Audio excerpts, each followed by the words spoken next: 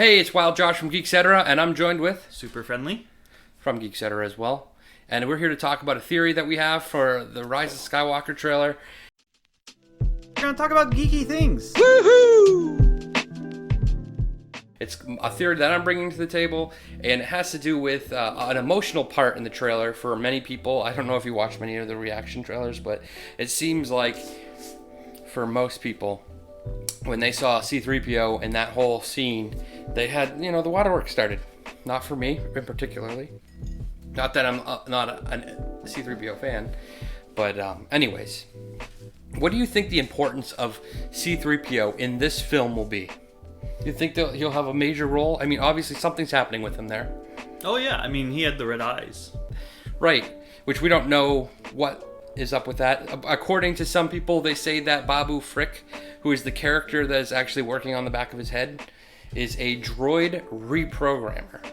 Okay. So could they be programming C-3PO to be able to hold a blaster? Chewie's blaster, which has been seen, I guess, in some things. I guess there was what was it? Did we get some artwork where he's holding Chewie's blaster? I haven't seen that. I saw you reference it. I am gonna put it somewhere in the video so you can see what I'm talking about. I think it was some artwork. But anyways, that would be kind of against his programming. So maybe they're programming him so he can do that kind of thing and maybe infiltrate something. Or was he somehow hacked and they have to reprogram him back? I don't know. But this is my theory. What I think is happening with C-3PO has a connection to Anakin Skywalker. Because who built C-3PO? Anakin Skywalker. Anakin Skywalker. A young Anakin Skywalker, but C-3PO has been in all of the movies so far to date. And Anakin programmed him. I'm wondering if Anakin left something, whether it was from his very young age or later in his life, if he did something to C-3PO so that he would have something inside of him. What? I'm not exactly sure. Now, what my theory originally was, and then I told you my theory, and you were kind of like down on my theory, and then I was kind of like down on my theory, but now I'm kind of like doubling. Like, I was down on your theory? A little bit, because you're like, I don't think it's the same thing.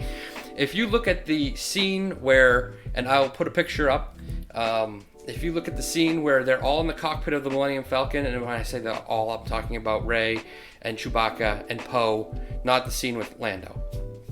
In between them on the console of the Millennium Falcon is this circular blue device thing, relic-looking thing, that is glowing blue, and there's been some question as to what that is. Now, if we move ahead through the trailer to the scene where we see C-3PO, and we see the back of his head, in the back of his head, there is a circular thing. And I'm just curious, could it be the same thing? Now, if you look, it does look different. The only similarity is that they're circular. But could that device, that thing that is in the back of his head, be plugged into something that is holding it, and then plugged into the Millennium Falcon?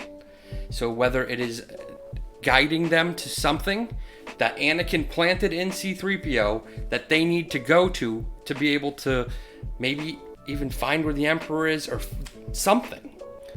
So you didn't really explain what your theory was. Now I know what you mean when you say I was doubting your theory because of the pictures. Well, when you saw it, you said, it doesn't look the same. I think that's smaller. And you could be right. But I'm just wondering, C-3PO is almost saying his goodbyes in that moment. Like, I'm looking at my friends for the last time kind of thing. And could that be because what is happening to him is similar to what happened to L3 in Solo, where they took her and downloaded her into the Millennium Falcon. And now she, as a droid, was no longer the same, although she lived on in the Millennium Falcon. Could C-3PO be doing something similar, where they have plugged in this portion of his brain into the Millennium Falcon, and it's going to help guide them to something? Maybe to the Emperor's whereabouts? Maybe to something that's going to lead them to the Emperor's whereabouts? So you think C-3PO could be lost to the ship, to the Falcon? Yes. So what about Red-Eye 3PO? I wonder if that was before. So the reason they brought him to this Babu Frick was because something happened to him. He went all haywire, crazy. They bring him the Babu Frick. He's able to remove this thing, and they realize that, hey, this is something that was left here by Anakin. That may be a convoluted theory. I don't really know, but I feel like C-3PO could be very important because of his connection to Anakin. So Anakin reprogrammed. So let's think about this. Mm-hmm. At what points would Anakin or Vader have had access to 3PO where he would have known he needed to program? Probably not episode 1. No.